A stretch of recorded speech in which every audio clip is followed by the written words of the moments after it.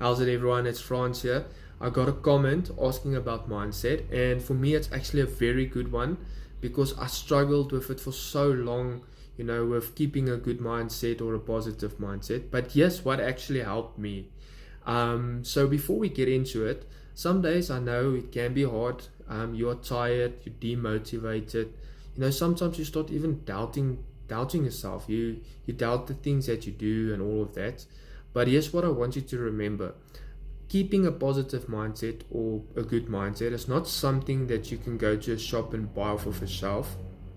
It's something that you need to work on consistently. You need to work on it on a daily basis, and you need to start reprogramming the way you think. And what actually helped me was I stopped waiting.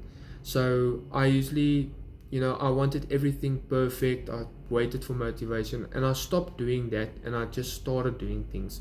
So every time you show up, your mindset will grow, and that's all that you need to do every day. Just start showing up, and the rest will follow.